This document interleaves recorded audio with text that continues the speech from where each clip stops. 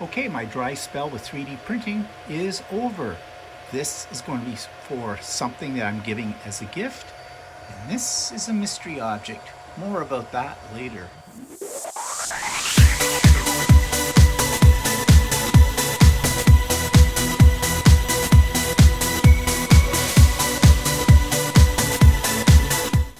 Good morning, everybody. It's Stephen here for Bland Designs and the Idiot Quilter, and welcome to my weekly vlog for October the 10th, 2022, vlog number 284. So let's get right into some of the projects I've been working on. Now, I know that someone said to me once, why do I show the same thing on both the vlog and on the Idiot Quilter? Well, I think I've explained it, but I'm going to explain it again. I just give you a little preview here of what I've been working on the Idiot Quilter. I go into a little bit more detail about some of the problems that I've had or things that I have learned from the project, etc. So bear with me. And here is my first project up. It is the Ugly Christmas Quilt. Now, I learned something about this quilt yesterday on Stephen and Walter Live. I call it an Ugly Christmas Quilt. It is by Tula Pink, and it would remind you sort of ugly Christmas sweaters. Well, guess what? This collection was designed by Tula Pink to represent ugly Christmas sweaters. And it never dawned on me that that's what this was about. I forget what the name of this collection is.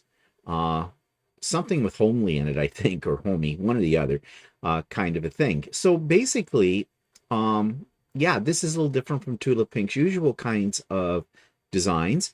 But I think it's meant to be ironic or something to that effect. Anyways, I have it all together now. I do have it quilted as well, but I don't have a picture of that yet. But I will take a picture of it once it is quilted and show you how that turns out. But for now, I'm just calling it my Ugly Christmas Quilt. And I've been making socks. Now, I don't have a picture of them, but they just came out. I think these are designs by Juju. And they're in the hoop, done on my embroidery machine, and they've come out with a few more designs which I bought, and when I get those done I will show you what those look like as well. But these are fun, they're pretty quick to do, and I think they're going to make great containers basically for some Christmas goodies and things that I might be giving out to some people. Speaking of making things for people, here's a interesting little project. This was fun. This was very quick. We went to my sister's yesterday for Thanksgiving dinner because it is Thanksgiving weekend here in Canada.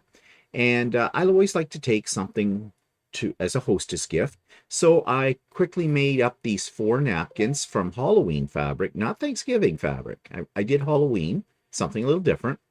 And yeah, these are just fun. And I made napkin rings using my 3D printer. And these are little pumpkins, which are kind of fun too. More about that later on, about the napkin rings, because I'm extending that idea into some other things that I'm working on.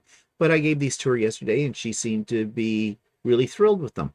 And I think they're just something fun to put on your table this time of the year. A little different from doing the usual, fall kind of themed things. Now, here are some other things that I'm making. So it got me thinking when I made those napkins, why not make some Christmas napkins? And you can see here, the rings for these napkins are actually, it's not the best angle, but they're reindeer antlers.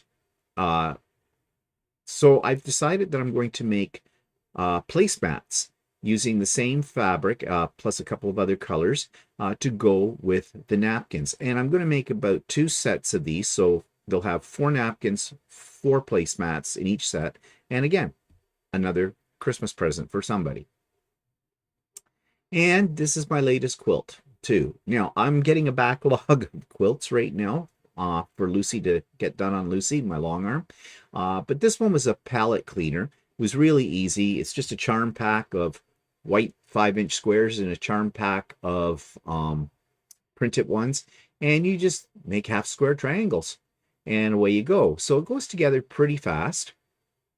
And it's not a huge quilt. I think it measures about, well, it's almost a square. I think it's about 58 by 59, something like that. So it's ready to go to get onto Lucy, get it all layered and get it quilted. And maybe later this week I can get caught up a little bit on some of these projects. We'll see how that works out. And yeah, okay. And well, I'll talk about the next thing a little bit later on. So that takes me to YouTube channel of the week. This one's about cooking, but it's got a bit of a twist. It's called the Anti-Chef, and here's what I'm talking about. This week's YouTube channel of the week is one about food and about cooking and about comedy, because this is called the Anti-Chef. And basically, this person, I think his name is Jamie, does a series of videos where he cooks famous recipes from the Julia Child's cookbook. And he follows it to the letter, and he comes up with something that resembles what Julia might have cooked as well.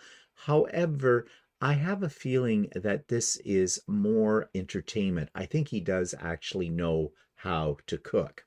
And so he's doing this as entertainment. But either way, Julia Childs is her cooking style, her cooking book about French cooking is iconic.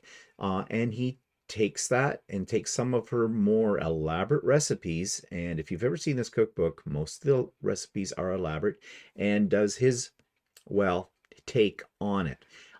It's entertaining. If you're a foodie, you will probably like this. It may even annoy you if you are a really good cook. But he also has other things besides the Julia Child series. That's the one that turned me on to him.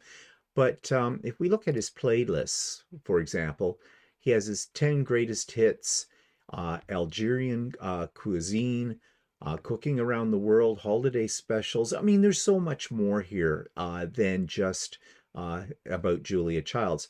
And I have a feeling that many of his videos deal with sort of over-the-top recipes. This is not your everyday cooking. But if you're looking for something a little different, possibly something that will challenge your culinary skills, and you want a little entertainment, then I would definitely check out the Anti-Chef.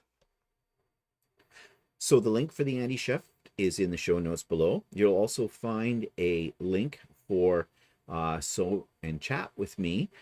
This is my ongoing permanent sort of Zoom link. So if you're working away one day in your sewing room or craft room and you want some company, you just click on that link, and if I'm here, I'll connect with you and we can work together. Will I be doing one of those this week? I'm not sure yet. I may be. I have several things on this week, so I'm not sure. But just check anytime you feel like that, and if I'm there, I'll let you in. There is the announcement of the fall retreat and a link to a document about that as well. We'll talk more about that in a moment. I already mentioned there's the link to the Anti-Chef. Turn the page over. Stephen and Walter Live, there's a link there too. Well, we got into a fairly serious topic yesterday, and I hope people don't think that I was content creator bashing. That was not my intent, and I hope I expressed that clearly. And if I didn't, I'm sorry. I was not bashing certain people doing certain things. But anyways, if you don't understand what I'm talking about, then check out Stephen and Walter Live. I have an interview up with Lisa Marie Esposito. She is a creator, and she makes these wonderful little angels and other things. She has been on Marie's Scrappy Creation, so you may have seen her there before. But I reached out to her and did an interview, and she's a very interesting creator, for sure. Check it out. And her little items that she makes are wonderful.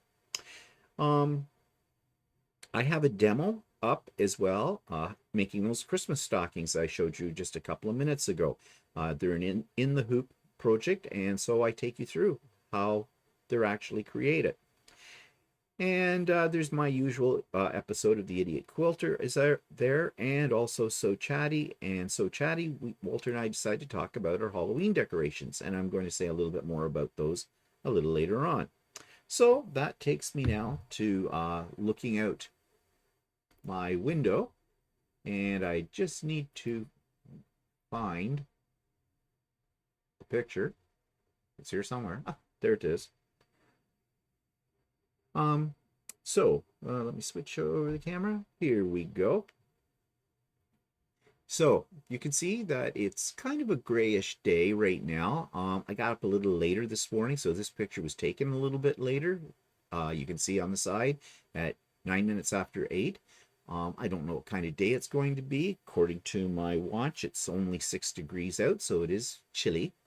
I don't know what the temperature is going to be today because I haven't looked at the weather yet. But anyways, it's definitely fall. Now the leaves on our tree, although some of them have dropped, have not really changed that much yet.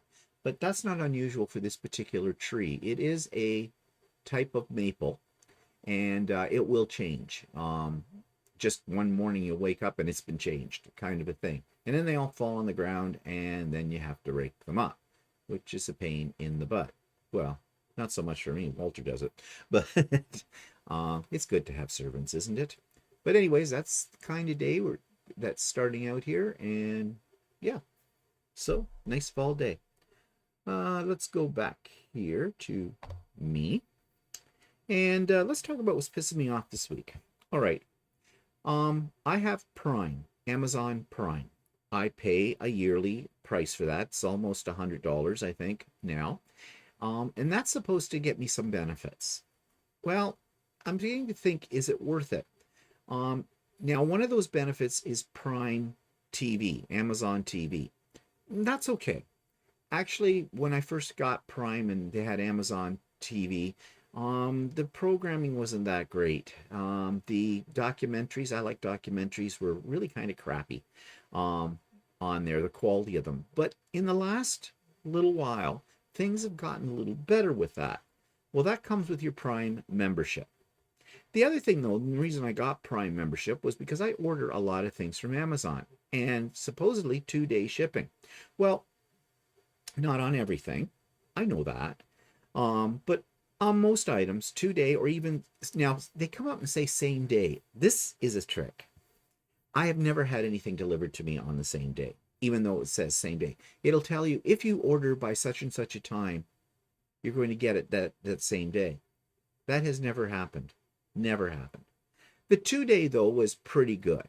Usually I would get it the next day. And I thought that was pretty good. So I'm thinking that, the Prime membership, and I have renewed it several times since they started it, was working out. But lately, and I don't know if it's just a quirk right now or what, but the last couple of things that I ordered from Amazon, and they said 2-day Prime, were not. In fact, one of them took almost 2 weeks to get. Or what I get is, on the day that I'm supposed to get it, they have a little explanation, a little note that says, sorry, your package has been delayed, but we're still hoping to get it to you by 10 o'clock tonight. And that doesn't happen. And then the next day, that same note's there. Now, they do give you the option to cancel the item as well. But this is very annoying, because why am I paying for Prime if I'm not getting what you said I was going to get for it? So is this a scam? Are we being scammed by Amazon? Or is it something, are they going to fall back on the whole, we don't have the manpower because of COVID, all that stuff, all the stuff we're hearing these days. There's logistics problems, transportation problems, all that kind of stuff. I don't know. Quite frankly, I think a lot of that is bull. When companies start falling back on that, I think that's just bullshit. I don't know, but it's sort of like the little boy who cried wolf kind of a thing. They say it enough times. Do you really believe it? Seems convenient, doesn't it? So I'm thinking, is Amazon falling down the path of a lot of other companies that they promise you one thing, but then there's always something comes up that they don't deliver on the promise? Kind of like politicians. I don't know. Will I renew my Prime membership? Probably I will, but more so because of the TV. Because as I said, they are getting better in their productions and in what they're offering on that, I feel. But as far as relying upon them to get something, within 2 days, I don't know about that part of it at all. I don't know. What have your experience been? Do you have Prime? Are you disappointed in the delivery? system. Now, most of the things I'm ordering, I don't need to get within 2 days. I can wait a few more days than that. But, you know, this is what they're telling me you get then, and they don't deliver. And you just get this stupid little sense, oh, sorry, beyond our control. Yeah, no. No, no, no. I mean, this is why Amazon is so successful, isn't it? Because of the fast delivery. So, Amazon, or anybody that works for Amazon, pass on the word. You know, you're letting us down. You're letting us down. Okay, so speaking of Amazon, what have I bought? Well, I bought something called the boxed bag template. Now, this did not come from Amazon. I'm just going to look here for my picture of it. Here it is. This came from Carolina Moore. She is a quilter and an inventor of certain products. And this is one of her products she has invented. So I ordered it directly from her. It was expensive because the price you're seeing there is, of course, American. So I had to pay for shipping and I had to pay for, well, the exchange rate and everything. So it came out to a little over $50 for it. But I wanted it because I don't know if you've ever made a bag, but with box corners. They're not a difficult thing to do, but you can slip with your scissors and cause yourself some grief when you're cutting out pieces for the bottom box. And this little template is supposed to avoid that problem. It's got some rounded edges too, so if you need to round corners on certain projects, it's right there. You know, you don't have to go and find a cup or something like that to draw around.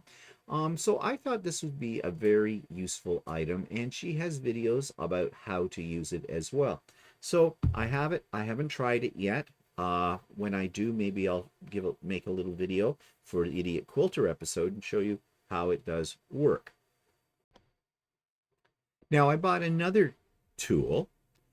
I saw this advertised on somebody's quilting YouTube channel, and it is a brush. Well, it's not really a brush. It's a steel contraption that has little teeth on the edges of it, and you run this over your wool mat, and it's supposed to clean it, refresh it up.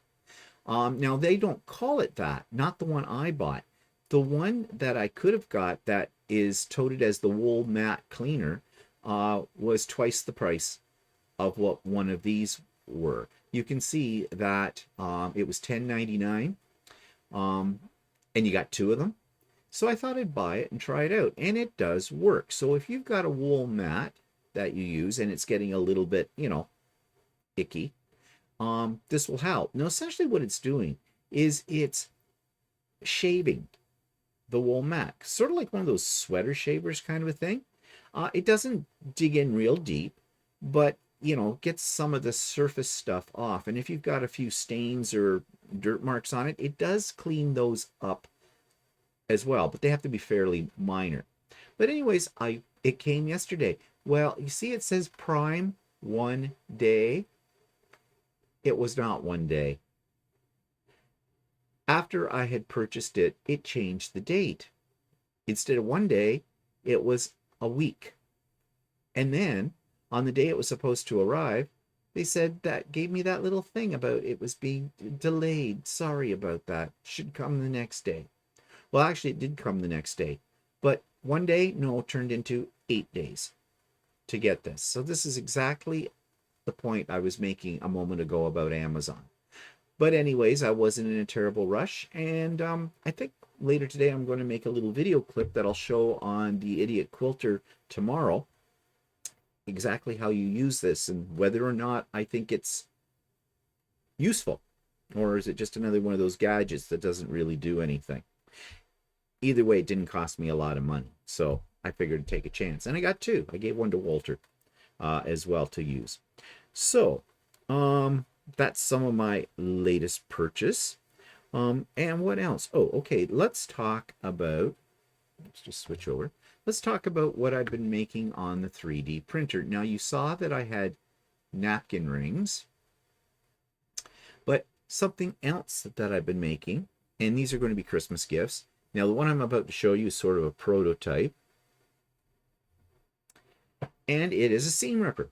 Now, I'm sure you have seen, those of you that are into sewing and quilting, these very nice seam rippers. They're made out of acrylic blocks, kind of a thing, and they come in all kinds of marbleized colors and things. And they have a stiletto in one end and a seam ripper in the other. And they usually run anywhere from $80 and up for them. Somebody on here, I think it was Cheryl, one of my subscribers, suggested that for my 3D printer, I was looking for ideas what I could print on a 3D printer. She suggested, what about seam rippers? Like these handles, right? And I thought, I'll investigate that. Well, I found a whole pile of different designs of seam ripper handles. So I thought, this is great, but I need seam ripper part to put in it. So I went on Amazon and I bought 40 of these seam rippers. Now, are they the best seam rippers in the world? No, they are not. But they'll serve the purpose. I did look into buying the ones that, like the stilettos and seam rippers that people use in the more elaborate seam rippers. They're expensive. They're $6.49 Canadian a piece. So you're talking roughly $13 to have a stiletto and a seam ripper, and then your time in that to put it together. So it's cheaper than, buying one of those really nice ones that people make. But nevertheless, if I was going to make a lot of these en masse, and I'm intending to, because guess what? They're going to be gifts again. It would cost me a small fortune. So, make 10 of them, it would cost you over $130. So I decided to go this route, and right now it's working for me fine. Now, I altered the design of this handle. I added a gnome. Of course I did. I had to have a gnome. This is, I said, a prototype. This one's all in red. I'm making some of them, though, in a filament that looks like marble, and I think that's going to be really cool. And I'm trying other different colors as well. So when I get more of them done, I'll show you a picture of those, in the weeks to come as well. But this is the kind of thing I was looking for to do with my 3D printer. This is what I call a practical print. I mean, it's not just going to sit on a shelf. You can use it. And by putting my little gnome on it, I think it's kind of makes it a little bit more special and unique. It's fun, as they say. So, another thing, though, that I've been making, let's go here. Where's the picture? That's not it. Okay, somewhere there's a picture here. Let me find it. Oh, there it is. That's not it. There. Okay, there you go. I'm also making these key fobs as well. They'll all be different colors. They're what they call in the hoop freestanding applique. And they're kind of fun to make, and I can knock off a bunch of these in no time. And I'm thinking here of putting together little bags of goodies for some of the ladies that work at Ultimate Sewing and things like that, because I usually give them something every year, because they give me excellent service when I'm there, so they deserve something. So yeah, still working on Christmas things. I've been working on Christmas things since August. I'm getting a little sick of it. Yeah. Okay, so what else did I want to show you? I showed you the napkin rings. Those were made on the 3D printer. Again, a practical print. And I decorate it for Halloween, and I'll just show you. So here is my center display. Now, all of these things, with the exception of the skeletons and the pumpkins, or at least these pumpkins, this pumpkin over here I printed on a 3D printer. The ghost I printed. And these other items here are in the hoop freestanding applique. A lot of fun to do. Now, I didn't make them this year. I made these last year. Actually, I made the one in the middle. Walter made the two on the ends. And I have some more pictures here to show you. Yeah, there's that. Okay, and then this on another table. These are all, with the exception of the big pumpkin and the cauldron, are all 3D printed. I think Frank came out pretty good too. And the bat, yes, I printed the bat, and yes, you know, me and bats, we have this love-hate relationship. I love to hate them. The pumpkin, that is a in the hoop freestanding applique, as is the cauldron. And right now in the skull head and in the cauldron, we have some Halloween candy, which we don't really need, but you know, you got them, you might as well use them for something. So candy's what they're meant for. And on this table, we have the skull collection, the raven. All of these are 3D printed as well. The cat is new. I just printed him this year. And I really love this skull. It's, you know, the all, what is it, like a sugar skull kind of a thing. That turned out really great. And then these are little lanterns, and they're different sizes, as you can see. And you can put, I think we got some lint on that speaker. Either that or it's on the lens of my camera, whichever, but we need to take the lint roller to that. But anyways, these you can put a little tea light in, and they look kind of neat. They glow in the dark at night, and they are freestanding applique as well. So yeah, I've been busy. Well, these I made last year as well, so I didn't really make anything that new, except for, you know, the quilt that's on the back of the cushion or chair right here. My Halloween quilt. So, yep, we're all decorated for Halloween. And I thought I had a picture of my doors outside. And, well, yeah, there they are. Okay. So these are all of these things I made last year. Possibly this one I think I made a couple of years ago. So they hang on the door right now.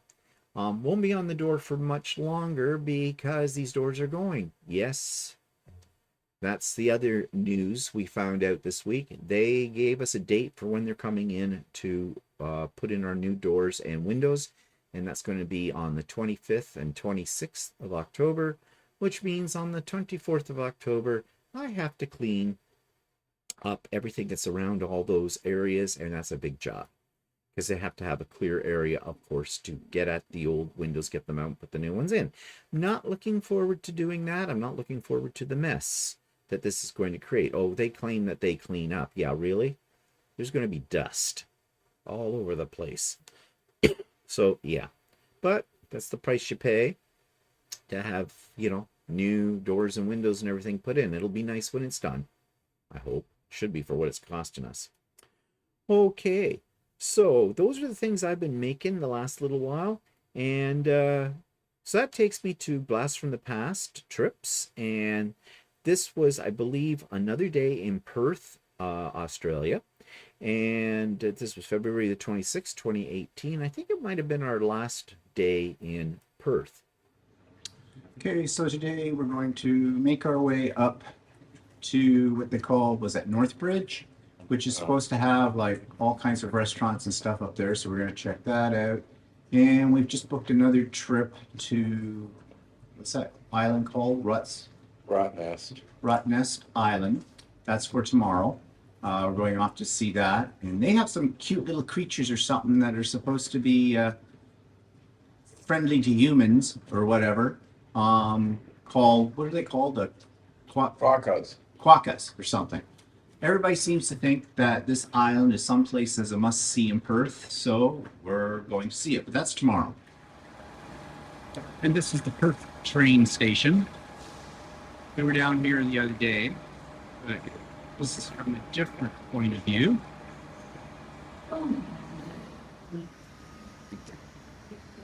And it seems like they're always improving the city. I'm not sure what they're building here, but it's an extension to the railway or something else. In that city. Yeah. There's a lot of construction going on here. Come back.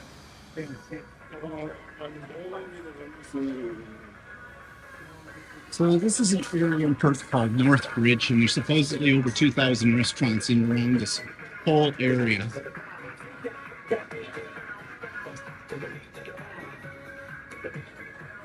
And I'm hoping this music doesn't pick up on now.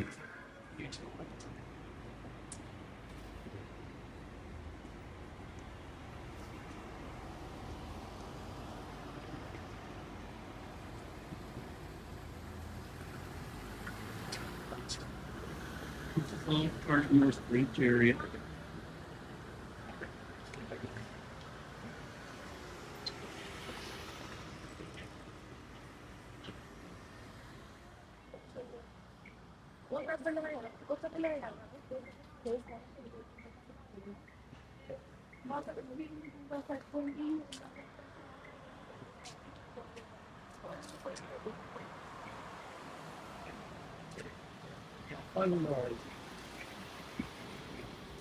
Paramount.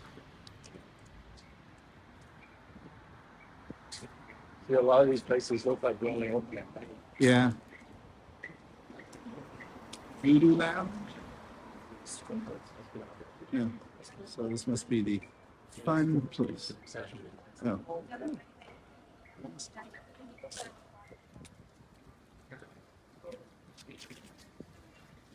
So in the city, you get lots of greenery as well and flowers. Something that you don't see in a lot of our cities. Probably, yeah. Right? And just another part of the Northbridge area down here. Just some interesting architectural features. These look like apartments of some sort. Things are quiet down here today because it's a Monday, and we've come to the conclusion that in Australia, Well, not only that, I think a lot of these restaurants only open at night. They're all true. yeah, but we've also seen a lot of places seem to be closed on Mondays too, as well. I don't know. Although we asked about that, and Deborah said, well, there was no restrictions. I guess it sounded like it was up to the individual establishments as to when they would be open or when they would close.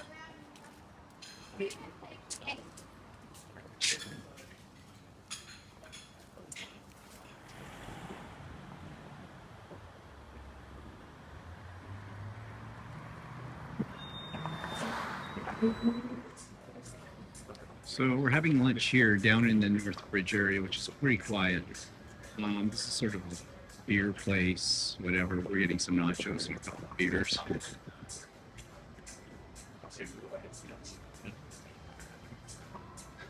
I wanted a salad, but he didn't want a salad with the nachos. So, whatever. So Walter's back from ordering lunch at the counter. We are table 95. We're getting sort of used to this style of eating. Although, I still like our style of eating better. But this is okay for like a bar, pub, or whatever you want to call it. It's probably very hopping down here on a weekend. This being a Monday afternoon, not so busy. All right, ladies, you want to see the inside of a man's washroom in Australia? This is uncivilized. You picture yourself with your back end pressed up against that. Just saying.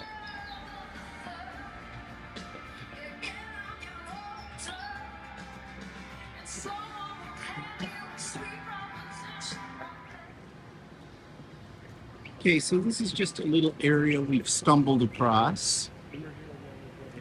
But we weren't in this part of it. Yes, we were. You were? I don't remember this big thing up here. So we walked by that way. Oh, okay, fine. Anyways, looks new to me.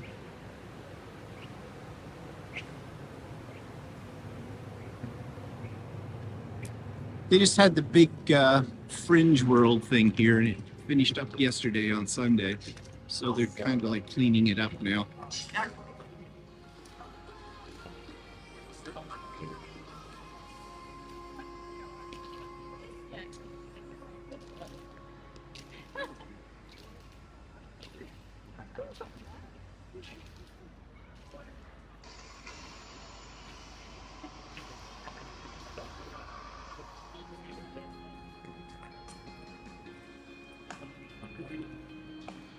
This is the State Library, looking at it from a different point of view.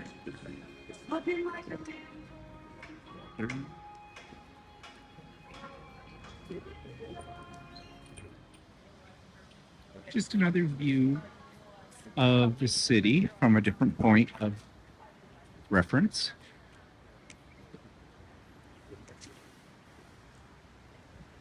I think we look like so, and all the French stuff is cleared out. Yeah, gardens.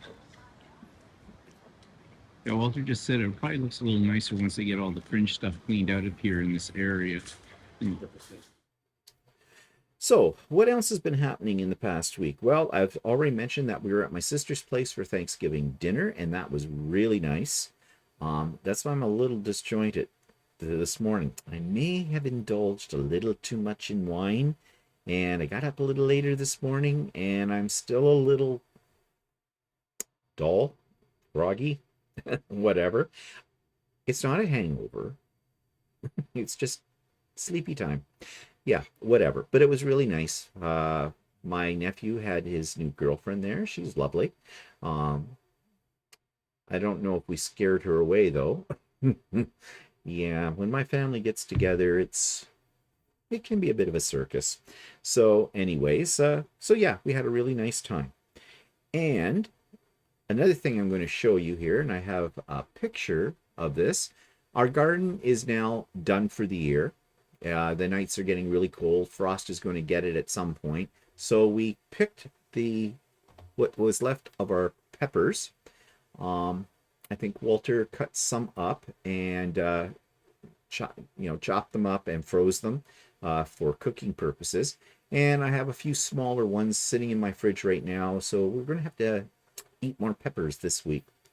Find a recipe besides stuffed peppers. Although maybe I'll make some vegetarian stuffed peppers because I've got some rice. Okay, anyways, I'm thinking out loud.